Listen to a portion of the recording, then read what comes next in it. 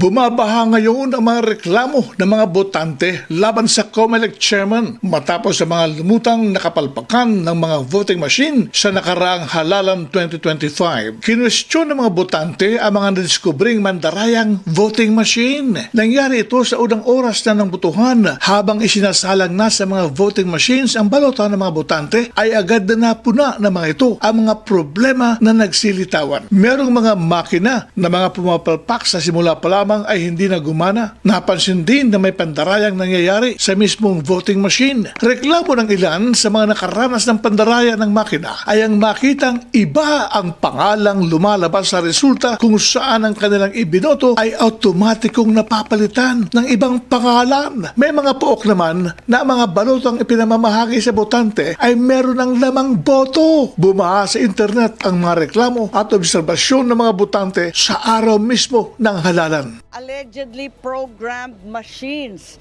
na kahit sino ang iboto mo ang lumalabas abalos, na minsan hindi nagre-rehistro ng sino mang senador.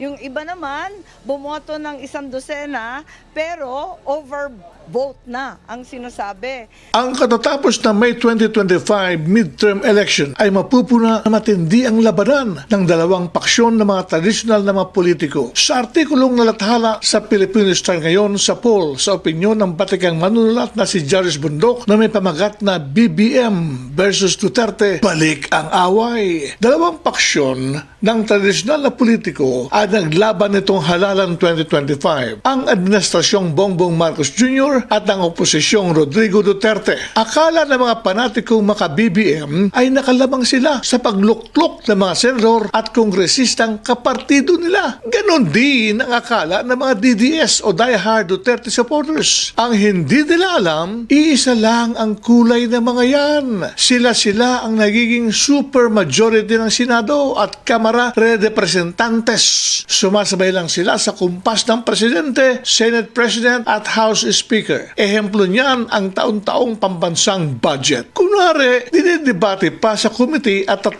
plenaryo. Pero sa huli, super majority ang nagpapasa ng budget na punong-puno ng pork barrels. Dalawang uri ang pork barrels. Una, ang budget para sa baha. Kunwari ay i-dredge ang mga ilog at lawa para lumalim uli. Pero walang totoong dredging ang naganap. Resulta, mas malalim at malawak na baha tuwing tag-ulan. Ikalawa, ang highway rock nettings, catch eyes, safety roller barriers at asphalt overlays. Hindi lang basta kumikikil ang mambabatas ng 40% kickback. Mga senador at kongresista na rin ang kontratista at suppliers. Kaya may patong pang 30%. Kabuuang 70% ang ninanakaw sa kada proyekto. Matindi na naman tutulig sa ng DDS ang mga BBM dahil sa pagkakulong ng idolo nila sa The Hague, si Tatay Digong doon sa ICC. Lilitisin naman ng mga maka-BBM si impeached VP Sara Duterte sa salang anomalya sa Pondo. Tanong, uunlad ba ang bansa kung mag-uubusan sila? Sagot, oo. Yan ang kabuuang opinyon ng batikang kolumnista sa kanyang artikulong sa poll ni Jarius Bundok.